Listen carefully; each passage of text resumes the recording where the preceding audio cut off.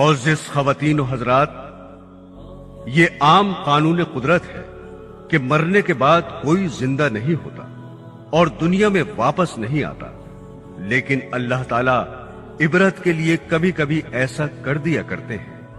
हर दौर में कोई ना कोई ऐसा वाकया पेश आता रहा है, यहां तक कि कोई जिंदा हो गया और उसने मरने के बाद का हाल सुनाया और फिर मर गया।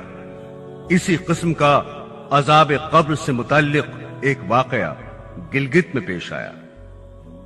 एक शख्स कब्रिस्तान के पास से गुजर रहा था। उसने किसी कब्र से ये आवाज सुनी कि मुझे निकालो, मैं जिंदा हूं। जब एक दो मर्तबा उसने आवाज सुनी तो उसने ये समझा कि ये मेरा वहम और ख्याल है, कोई आवाज नहीं आ रही है। लेकिन जब मुसलसल उसने ये आवाज सुनी तो उसको यकीन होने लगा। चुनाचे करीब में एक बस्ती थी।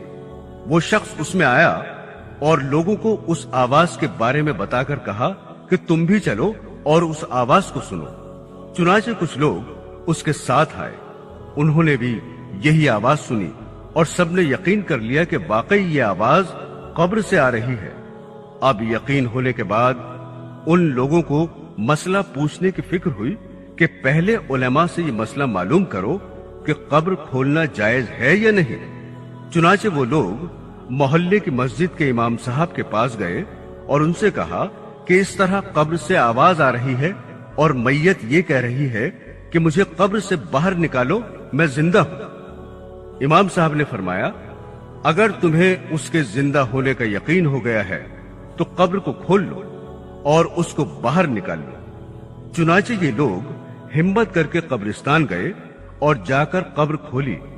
अब जो ही तख्ता हटाया तो देखा अंदर एक औरत नंगी बैठी हुई है और उसका कफन गल चुका है और वो औरत कह रही है, जल्दी से मेरे घर से मेरे कपड़े लाओ, मैं कपड़े पहनकर बाहर निकलूंगी।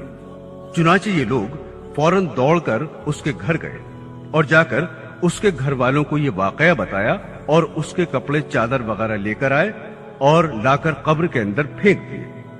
उस औरत ने उन कपड़ों को पहना और चादर अपने ऊपर डाली और फिर तेजी से बिजली की तरह अपनी कब्र से निकली और दौड़ती हुई अपने घर की तरफ भागी। घर जाकर एक कमरे में छुपकर अंदर से कुंडी लगा ली। अब जो लोग कब्रिस्तान आए थे दौड़कर उसके घर पहुंचे।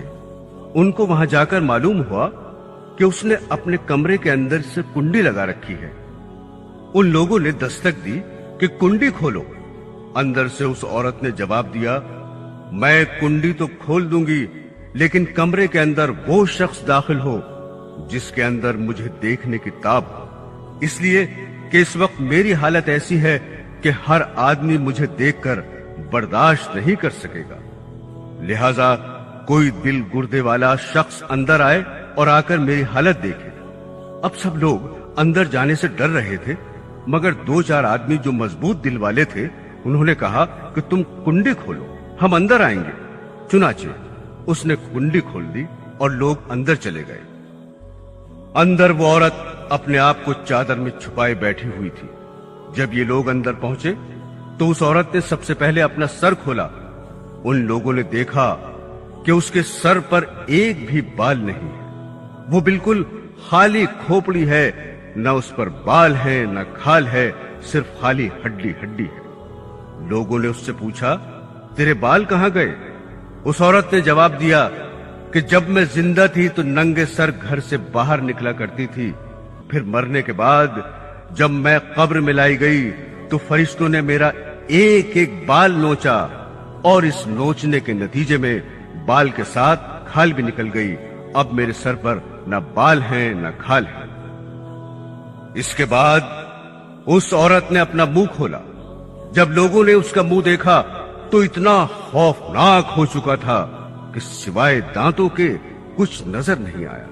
न ऊपर का होंठ मौजूद था न नीचे का होंठ मौजूद था, बल्कि 32 के 32 दांत सामने जड़े हुए नजर आ रहे थे। सोचिए, अगर किसी इंसान के सिर्फ दांत ही दांत नजर आए तो कितना डर और खौफ मालूम होता है। अब उन लोगों ने उस औरत से पूछा, तेरे होंठ कहां गए? उस औरत ने जवाब दिया, मैं अपने होठों पर लिपस्टिक लगाकर नामहरम मर्दों के सामने जाया करती थी। इसकी सजा में मेरे होंठ काट लिए गए, इसलिए अब मेरे चेहरे पर होंठ नहीं है। फिर उस औरत ने अपने हाथ और पैरों की उंगलियां खोली। लोगों ने देखा कि उसके हाथ और पैरों की उंगलियों में एक भी नाखून नहीं था। तमाम उंगलियों के नाखून गायब थे। उससे पूछा, तेरी उंगलियों के नाखून कहां गए? उस औरत ने जवाब दिया, नाखून पालिश लगाने की वजह से मेरा एक एक नाखून खींच लिया गया। चूंकि मैं ये सारे काम करके घर से बाहर निकला करती थी, इसलिए जैसे ही मैं मरने के बाद कब्र में पहुंची तो मेरे साथ ये मामला किया गया और मुझे ये सजा मिली कि मेरे सर के बाल भी नोच लिए गए, मेरे होंठ भी काट दिए गए और नाखून भी खींच लिए गए। इतनी बातें करने के बाद वो बेहोश हो गई और मुर्दा बेजान हो गई जैसे लाश होती है। चुनाचे उन लोगों ने दोबारा उसको कब्रिस्तान में पहुंचा दिया। मोहतरम खवातीन, अल्लाह ताला को ये इबरत दिखानी मकसूद थी कि देखो इस औरत का क्या अंजाम हुआ और इसको कितना हौलनाक अजाब दिया गया। बेपर्दा खवातीन इस वाक़े से इबरत लें और इन गुनाहों से तौबा करें। मौजिज़ खवातीन व हजरात, जहन्नुम में औरतों पर अजाब देखने के बारे में हुजूर अक़दस सल्लल्लाहु अलैहि वसल्लम ने और भी बहुत सी अहादीस में बयान फरमाया है। चुनाचे नामहरम मर्दों के सामने बेपर्दा निकलने के सिलसिले में एक हदीस में आपने फरमाया, मैंने जहन्नुम में ज्यादातर औरतों को देखा। फिर फरमाया, औरतों के जहन्नम में कसरत से जाने की 4 वजूहात हैं। पहली, उनमें अल्लाह ताला की इताअत का मादा बहुत कम है। दूसरी वजह यह है कि हुजूर अक़दस सल्लल्लाहु अलैहि वसल्लम की ताबेदारी का जज्बा कम है। तीसरी वजह यह है कि उनमें अपने खाविंद की फर्मा बरदारी बहुत कम है। और चौथी वजह यह है कि उनके अंदर बन ठन कर बेपर्दा घर से बाहर निकलने का जज्बा बहुत पाया जाता है। ये चौथी वजह वही है जो हम अपनी आंखों से देख रहे हैं कि आजकल अक्सर खवातीन जब घर से बाहर निकलेंगी तो खूब आला से आला जोड़ा पहनकर और खूब आरास्ता पैरास्ता होकर मेकअप करके खुशबू लगाकर बेपर्दा बाहर निकलेंगी।